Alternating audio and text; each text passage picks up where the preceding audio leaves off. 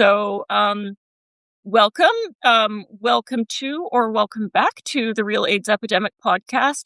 Today is going to be the first in a short series of videos about censorship of AIDS critics.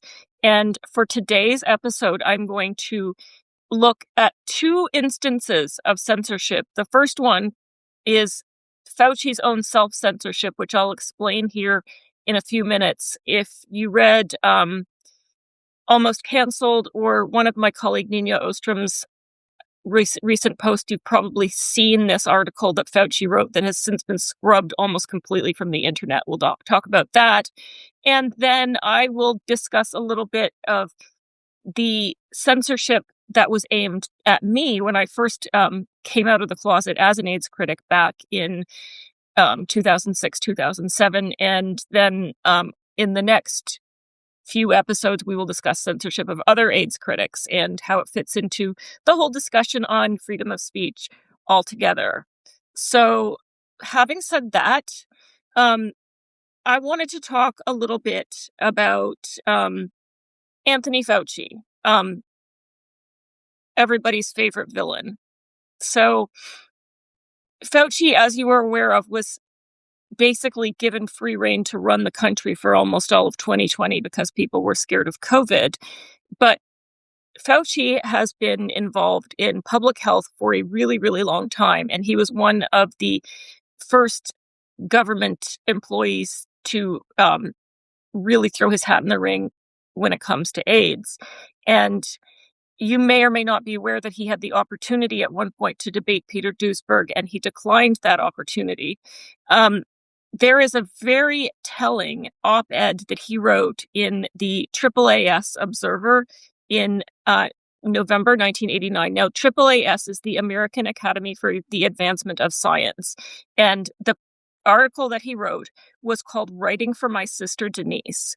And what's fascinating about this is that you can't find it anywhere on the internet. The only reason I have a copy of it is that somebody sent me a photo of the article and I was able to transcribe it. So it is going to be enshrined forever on the internet, hopefully, because clearly once I read this, you'll understand why Fauci does not. I'm assuming that it was Fauci that had to do with it being scrubbed from the internet, and you'll see why. So without further ado, let's just jump in. So the name of the piece, and I'm going to read the whole thing. I will comment throughout rather than waiting for the end to comment.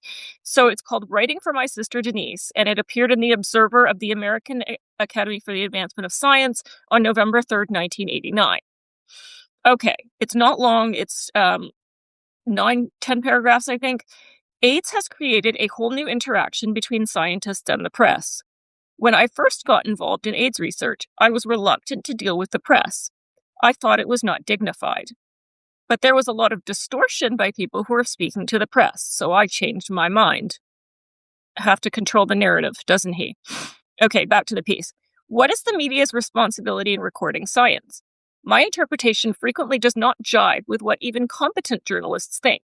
Is it to report what is important or what is newsworthy? So he's distinguishing there as to whether something is actually important, even if it's not glamorous, and newsworthy would be what would attract your attention. One crucial area of AIDS research is our attempt to understand the regulatory genes of HIV. It is magnificent science, and it is not only going to tell us things about HIV, but also how the cell is controlled by viral genes and how the virus is controlled by cellular genes. Yet rarely does it get coverage. By contrast, practically everybody knows about compound Q, the Chinese root that is supposed to cure AIDS. I have been asked far more often about compound Q than about work on determining the pathogenic mechanisms of HIV infection. Okay, commentary here. Do we ever hear even about the regulatory genes of HIV or compound Q anymore?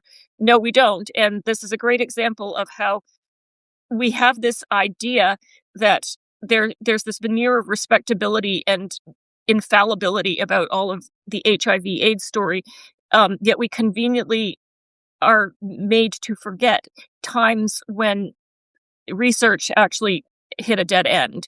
And compound Q is a good example. Okay, back to the article. Scientists tend to lump all the media together.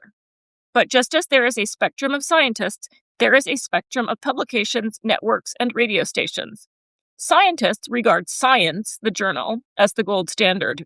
Recall that Science was the journal that published Gallo's initial papers on HTLV3 that purported AIDS causation by a correlation of less than 50%, which is just bonkers.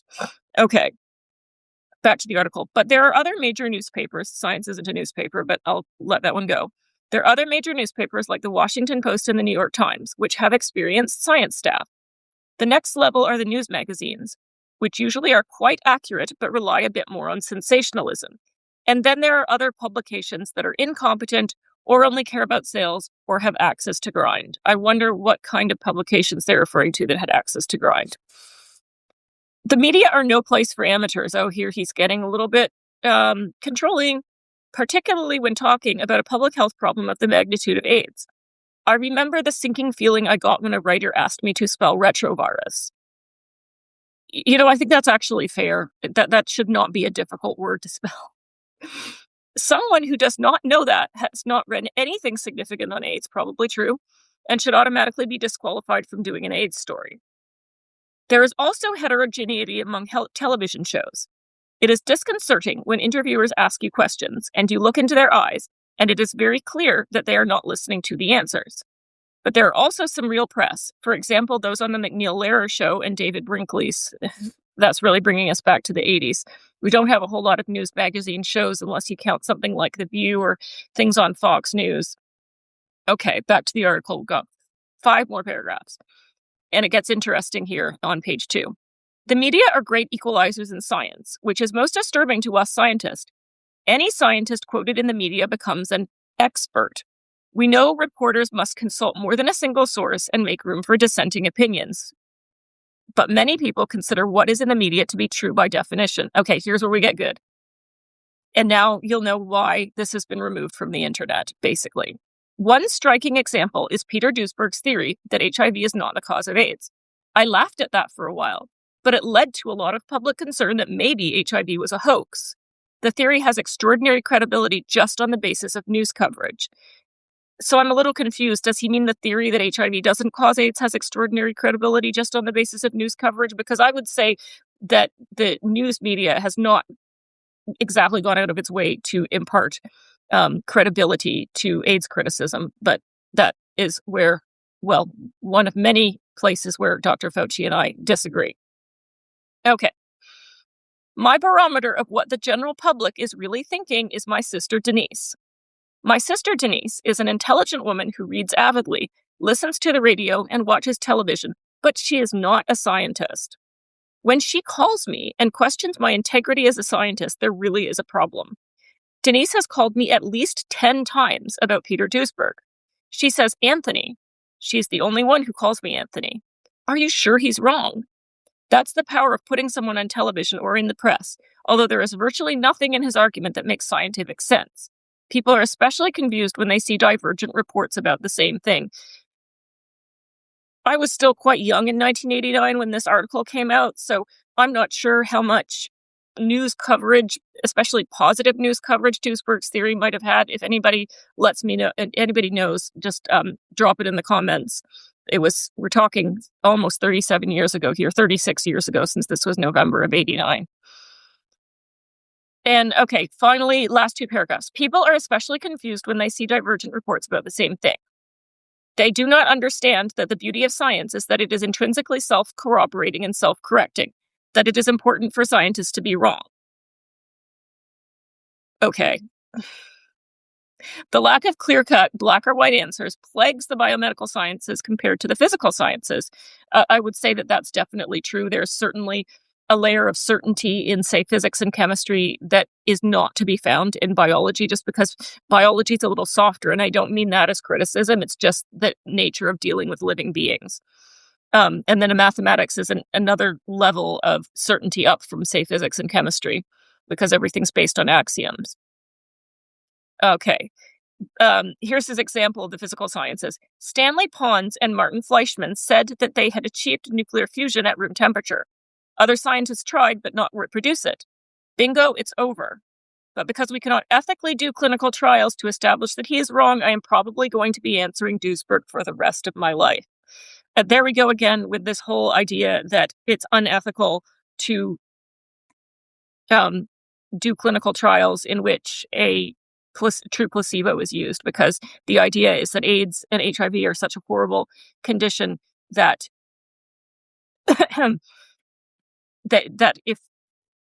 it's basically immoral. They would say it's basically immoral to use a true placebo, because those wonderful ARV drugs need to be given to as many people and have as many people retained in care on them as possible. So his final paragraph, I also think it's interesting. He says, I'm probably going to be answering Duisberg for the rest of my life. He's managed to kind of evade that, hasn't he? Probably the fact that he's so associated with COVID in the minds of so many people has kind of glossed over the whole AIDS situation. At least that's my opinion. Okay, here's his conclusion. And it's a little bit chilling, so listen carefully. Scientists need to get more sophisticated about expressing themselves, but the media have to do their homework. They have got to learn the issues and the background, and they should realize that their accuracy is noted by the scientific community. Journalists who make too many mistakes or who are too sloppy are going to find that their access to scientists may diminish. You don't say.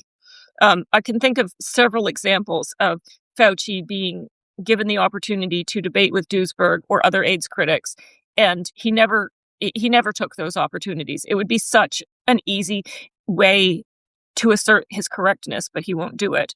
And I just think that this whole op-ed that he's written shines such a light on not just Fauci's psychology, but the psychology of people who are in, for lack of a better word, the mainstream scientific community, which, as you know, relies heavily on consensus, which is amazing to me because scientific consensus is an oxymoron.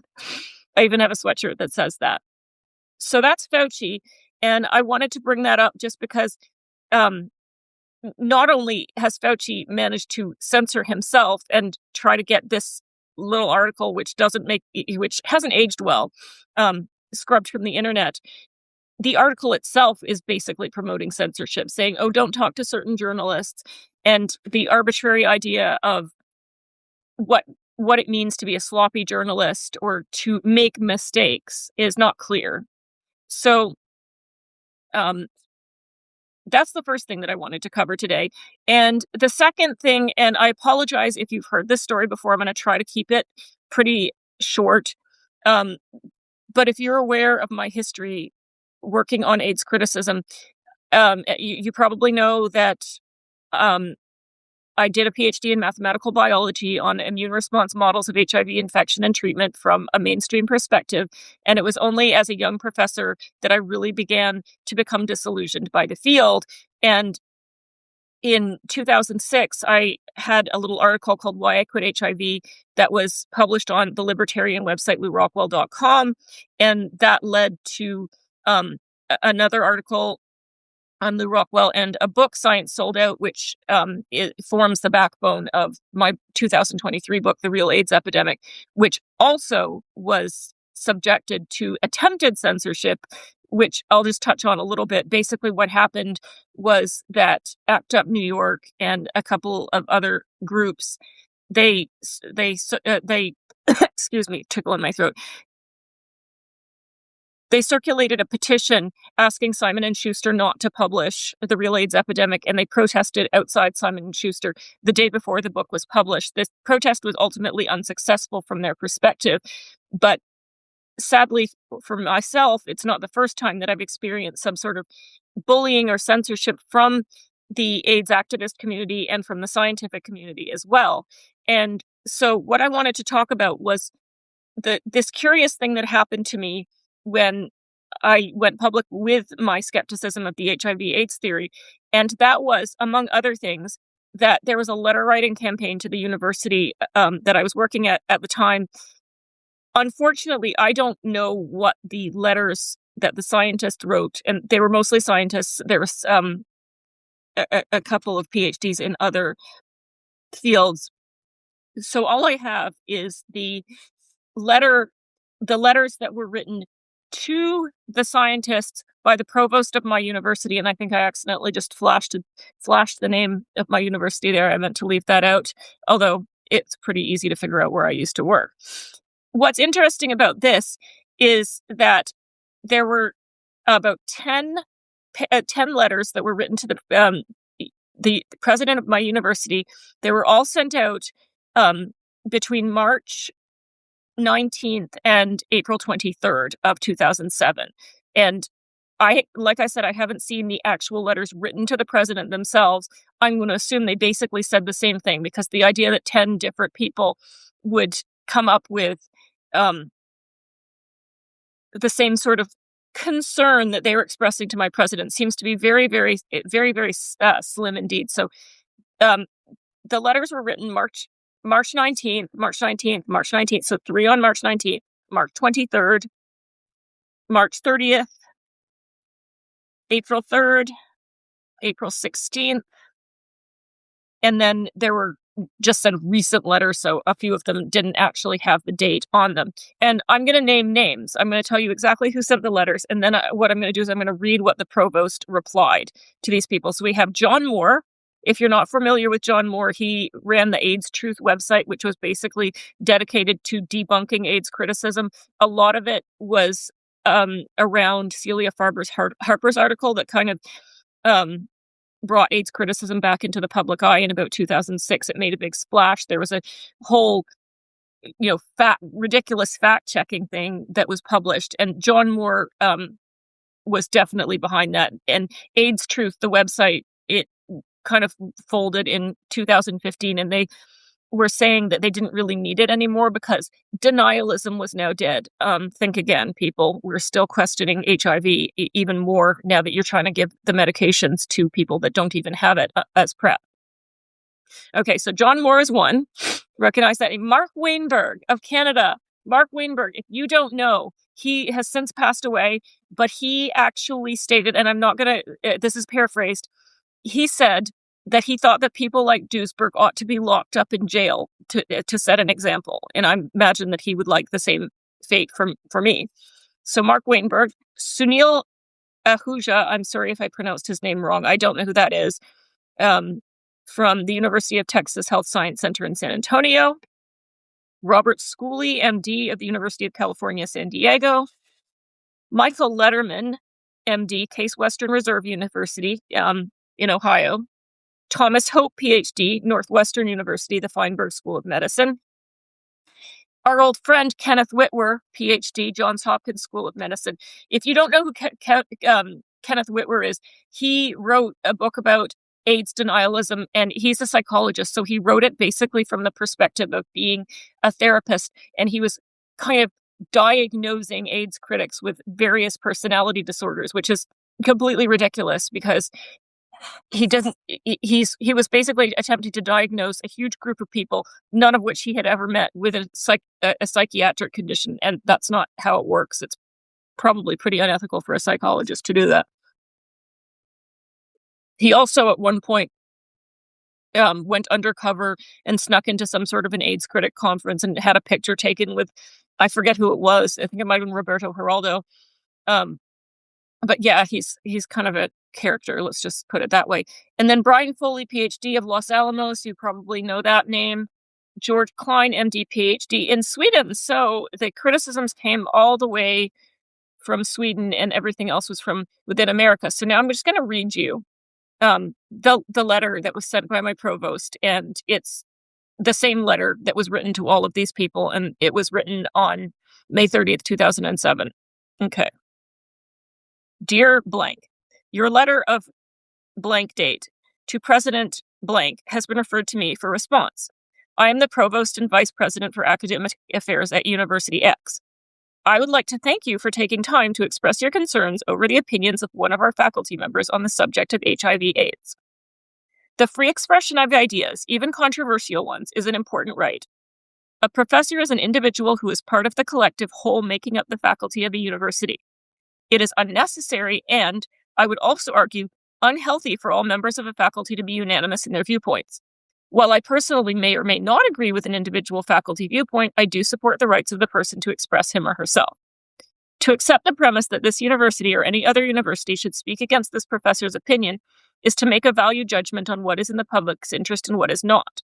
Had this professor espoused an opinion in support of your position, and had the university received a letter from one who was upset at that opinion by said professor, would you have the university issue such comments decrying that position? So I guess I'm going to infer from that the letter that they sent was asking the university to denounce me. And to be fair to them, at the upper levels, they didn't do that. Okay, finally. I personally feel that the public interest is best served when there is freedom of expression. Certainly, individuals such as yourself have every right to challenge those statements and to inform others of your concerns. I support that right for you, as I do the right of this professor to have dissenting views. Thank you for your expressed concern. Sincerely, Provost and Vice President for Academic Affairs. And it was copied to me, to the president, and to the dean of my college, who, at that point, I believe had already fired me. I'm not sure if that was the case.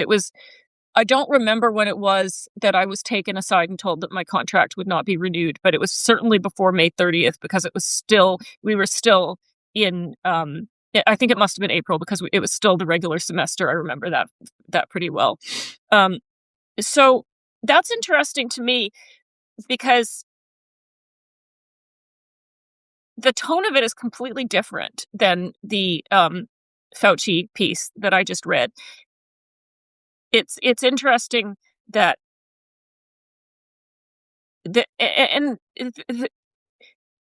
this letter is certainly falling under the whole freedom of speech thing. So my point here was basically to mention that I can't say what was in the content of the letters, but I can assume that my university was asked to basically make a statement that they didn't agree with what I was saying, which is effectively calling for censorship. And we've seen this time and time again. We've seen this with the Truvada lawsuit ads.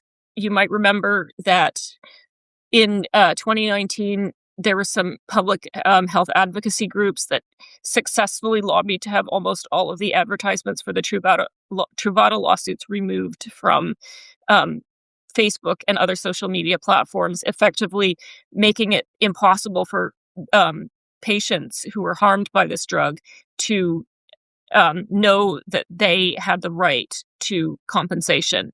And some of these people had serious health problems.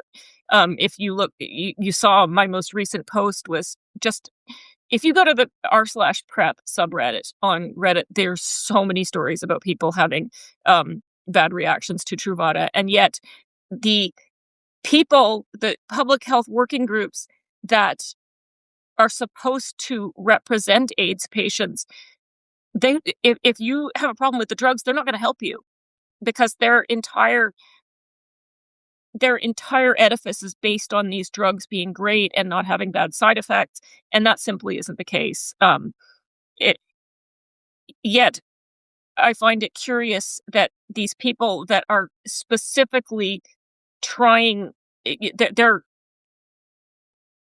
raison d'etre is supposedly to help patients, but as we know, they'll only help you if you toe the line and take the drugs and don't complain about side effects. Don't even notice that you're having side effects. And if you have side effects, they weren't caused by the drug. So it's all very duplicitous and really kind of scary. Anyway, as I said, this is going to be a short one, and I think that I'm going to wrap up here in a few minutes. I just wanted to sort of start this little series with a couple of quick examples of attempted censorship that did not actually happen. None of the censorship attempts against me have ever been successful. So that's interesting. And there have been many. There's a little bit of background that I'm going to include when I repost this as links. I'm going to link to Almost Canceled, my Kindle ebook that I published a couple of years ago. It's like $2.99. It's not very much. It talks about censorship in AIDS. It also includes attempted censorship of films like Guinea Pig Kids and the Dallas Buyers Club. There's a lot about book censorship as well. And I'll also repost why I quit HIV so that you can kind of, if you're a new person here, you can kind of get an idea as to why what I said was so threatening to these people that wrote the letters. Um, anyway, it's I'm glad that I have the letters and that I know who was after me. Some of these people, like I said, I don't recognize their names, but the ones I do recognize, I recognize as real pieces of work. So there's that. Um, Having said that, um, yes, the Perth group did debate for Brian Foley. That was on the BMJ website, wasn't it? I remember that was pretty active right around the time that Celia's piece came out and my book came out, as well as Celia's book. Um, okay, comments here. It's like Joe Rogan said, if anything RFKJ said was wrong, he would have been sued. Exactly, exactly. And half of his book, The Real Anthony Fauci, is dedicated to AIDS criticism. I don't know if he mentions writing for my sister Denise in that book. I'll have to have another look at it. I have it on my Kindle. I don't have a hard copy. But I'm going to also link to that, because that book, thank God for RFKJ. That book, give him credit where credit is due. That book single-handedly reignited the entire HIV/AIDS debate and got interest going in that. And so I really appreciate him for that, even though he wouldn't quite go so far as to say, I don't believe HIV causes AIDS. The fact that he gave quite a bit of airtime to Celia Farber, who absolutely could not be mistaken for a mainstream HIV/AIDS individual, that's for sure. So I appreciate what he did. I'd love it if he'd go a little bit further and, state that he's skeptical of causation, but I'm, not going to look a gift horse in the mouth. So there's that. And with that, if you have any questions real quick, you can drop them in the chat. Otherwise, I'm going to, Rogan is very close to saying it. I hope so. Anybody know Rogan? I'll go on his show. I'd go on his show in a heartbeat. We'll see if that ever eventuates. Yeah, so keep an eye on him. Independent journalism is kind of where it is now, and that's probably something that frustrates Fauci. Judging from what he said in 1989, he's probably horrified at the fact that almost everything. Well, clearly he's horrified by the fact that the internet has made everything so much more democratic in terms of people say, and there, of course, it's a double-edged sword, because you can have like real lunacy on the internet, but then you can also have unpopular opinions that happen to be correct, that would never be given the time of day, say in a peer-reviewed publication or a mainstream newspaper like the New York Times or the Washington Post. And so I think overall the internet has actually been really good for freedom of speech. So I marvel at Fauci's prowess in having had his piece about his sister almost completely vanish from the internet. But I have it. It's also, I'll link the article that Nina Ostrom wrote where she talks about this piece, because I want to spread it far and wide. There's a reason that he doesn't want this to, and I think we all know what that reason is. You can tell just by reading the article. There's the reason that he wants this scrubbed, and we're going to make sure that doesn't happen. Okay. With that, exactly 30 minutes. This is a short one for me.